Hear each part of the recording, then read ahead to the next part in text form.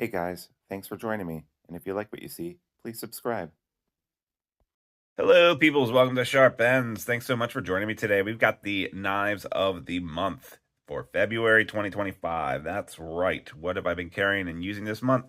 Well, let's get into it. First, I'm going to ask you to smash that like button, leave a comment. Really helps the channel, and thank you for always doing that, especially to my Patreon supporters who help make this content possible. So I recently did a video, which I will try to link right up here if I remember, which is the knives that I don't carry anymore. Why? Even though they're still bangers, something like that. And the concept of the video is like, several of the knives that I have here, three of these knives are knives and this flashlight are things that I carry because I need to review and I want to get a good experience with them before I review it. So that means that knives that were like that I carried all the time 2 or 3 years ago, I just don't get a chance to carry anymore. One of those happens to be this Hinderer Eclipse. And after I was done making that video, I put it in my pocket and I hadn't carried it in a year or so, and I just stuck it in my pocket just to see what it was like again. And sure enough, it's still an absolutely awesome knife. I have an XM18 as well, which I hope to sell. Actually, I don't really like the XM18. But the Eclipse is a good shape, and I really like this titanium clip and the Lynch clip on here, and it's just a fun knife to carry. I just enjoy this knife, even though it's very thick. I actually did a test of this knife. I spine whacked it to see if the lock was really working or not, because I recently saw a video by Metal Complex where I think it was Metal Complex where he tested, or it was Neves Knives. Neves Knives. He tested like 8 of his Hinderers in a row, and like 6 of them I think failed on the lock on just a simple spine whack test. Um, and he was talking about it was a good video. Check it out. But it wasn't really about knocking on Hinder. It was more like concepts and knives and how companies fail at their own design uh, uh, precepts. I don't know how to put it. But anyway, this survived. This is a good version of their knife. I really like it a lot. Action is great. It's got skiff bearings on there too, so it was kind of like a little semi build for me. I love this, so I've been carrying it a lot this month, even though it is rather a large knife. I do absolutely still enjoy it. So that was like one of those old knives that I just wanted to carry. Very new knife that I've been carrying is the Seth Owens designed Monterey Bay Knives cane with a collaboration with CJRB. Seth Owens is a business partner with Ray Laconico. This knife is small, slicey, aluminum handles, AR RPM 9, very small little clip too, and it just disappears in the pocket. And I kind of use it as a fifth pocket carry, or like a small knife that I want to pull out. Like if I'm carrying the Hinder Eclipse and I need to open something or do something in front of someone that might be skittish around knives, I'd probably pull this knife out instead of pulling out my Hinderer, just to, make them feel a little bit more comfortable, because I like my job and I don't want to scare anyone. Yeah. But this cane, very good little knife. I will be doing a review of it soon, and I've been carrying that for that purpose. I wouldn't call it a banger or earth shattering or anything like that, but I was very curious, and it was only $40, so it seemed like something I should definitely check out. However, the Vosteed Porcupine is freaking amazing. Like, I love the raccoon, and I believe it was my budget knife of the year last year, because it has the compression lock, right? And it has the compression lock with a button on it. Absolutely love how rock solid it is and the action on it. This has a better action. The Porcupine does. And it is 14C28N. It's got this great natural canvas micarta, which is matte finished. And then they've got this machining on the inside of the buttons that makes it look very three-dimensional. It's actually hollow. And there's these little brass fittings here. I think this was $65 knife. Wow, what a deal. And that wire clip too, just so much better than a bent clip. I'd rather a wire clip any day over a bent clip if it isn't going to be machined out. Yeah, this has got a nice forward pinch point. I've been carrying this nonstop since I've got it. This is going to get a phenomenally good review. Very happy with this knife. It is a budget knife that I can carry every single day and know it's going to do the job that I want it to do. Sometimes I carry a very small fixed blade. This is the Micro Canadian. when I'm working on a big project, sometimes I like carrying around a little knife like this. If I'm going to be opening a ton of boxes and stuff like that, I like carrying this in my pocket. And this knife I just find really easy for shaving things and just carrying around. And if I'm not, if I'm going to be in the shop, I do a lot of carpentry, welding, and craft type work. I find this knife to be very useful for that. And so I'll just stick the whole thing in my pocket. I don't even put it on my belt. I'll just stick it in my pocket. And then if I'm going to be doing something where I need a knife and I want a little bit of a fixed blade, this thing actually fits in the hand really well. And I use this mini Canadian from Bark River Knives. It's the 3V version. Very cool little knife. Excuse me, I've been sick. Next, the Parallel. This is another Vosteed knife, and I did a review of it or unboxing of it recently. And I thought it was a budget knife. It's not a budget knife. It's $110, something like that. $120, $115. It's 154 cm. Titanium scales. Nice wire clip. Nice little accents with a purple. It's a bar lock.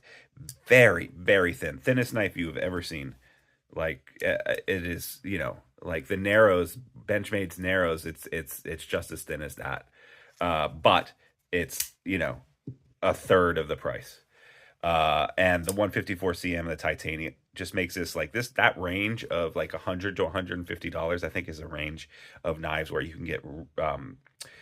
We're very spoiled right now, but that range seems underrepresented. Like you can get really good knives for 200, you can get really good knives for like 50 to 100. The 100 to 150 range doesn't seem to have that much going for it, except for like this, the Hogue Deca, and a couple of other things.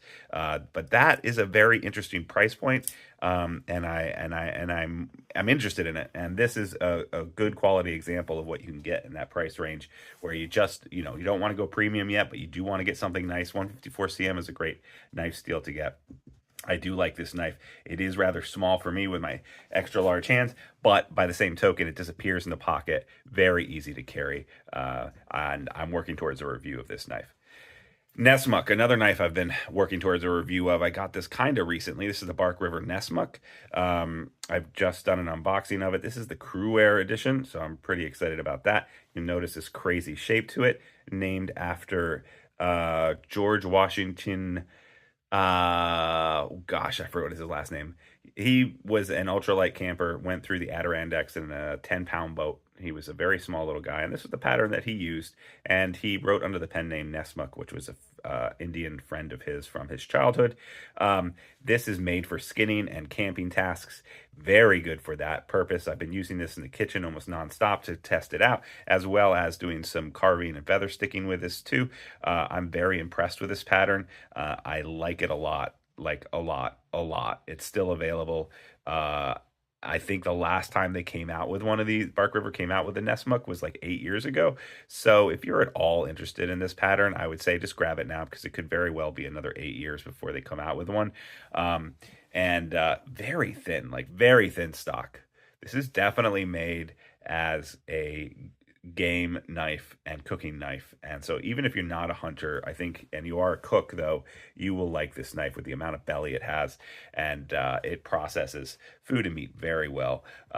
Again, I haven't done a review of it yet, but so far I'm very impressed with this knife. Creeley. So back here, we started with a knife from that video where I said I just haven't carried it in forever. Well, I have a ton of small fixed blade knives. And this last year, I kind of went through and did a lot of videos about small fixed in-pocket carries and what are the best. Kind of got started because of this knife. And I haven't carried it in a long time. This is the Mako from Creeley, CPM MagnaCut. Works really nice. The ergos are kind of strange. Comes with a lot of different handle material. Definitely check him out. He does a lot of high-end metals. The Rexes, the S45s, S90Vs, they are kind of pricey, smaller maker, but you're supporting someone here in America, and it comes with this amazing leather in-pocket sheath with the ulti-clip built into it. Works really, really well, and it's still a banger. So I didn't carry it for a year, and then I did that video, and then I was like, well, I got to carry it now. And guess what? I'm right. This is still a phenomenal knife. So yeah, check out the Mako if you haven't already. And finally, my flashlight of the month. This is a Wubon X2 Pro, came out about last month. I really do like it. It has this side light here, which can turn any color. And right now it's blue, but I can literally make it any color. And yeah, it's very, very cool. I like it a lot. And then it's got a top light which goes from flood to spot, and it has basically a bunch of lamps that goes across an order, and it's very hard to show this on film, but it goes across from flooded to spot, and you can double click it, and then it just turns on all those lamps up front. Very good. Very large battery. It is kind of large in general. Magnetic bottom. Again, a great light where you're working in dark spaces and you need to just have a light somewhere. Works really well. And it's not like a button salad. And again, I'm working up to a review of this, but it just a click to the sidecar, click to the front light, and then it's got a rotary switch here to change what you need to do. And this rotary switch does click as well, depending on what you exactly you want to do with it. And it has a white light over here too for the side, which is also on the rotary. And I do enjoy having a rotary rather than a low, medium, high. I do enjoy being able to like dial in, as it were, no pun intended, exactly the amount of light that I want for the situation that I'm in. I do enjoy that, and I do enjoy having the magnet there, because 9 times out of 10 I'm working in a space that has metal around somewhere, and I can put that light and just shine it on whatever I'm working on. So those are the knives of the month. Thanks so much for joining me, guys. Thanks to my Patreon crew. If you want to get a chance to win a knife of the month, all you got to do is click that link down below, and you can support this content and get a chance to win a knife every single month. Leave a comment, like, subscribe. Thank you so much, guys. I will see you next time on Sharp Ends. Bye-bye now.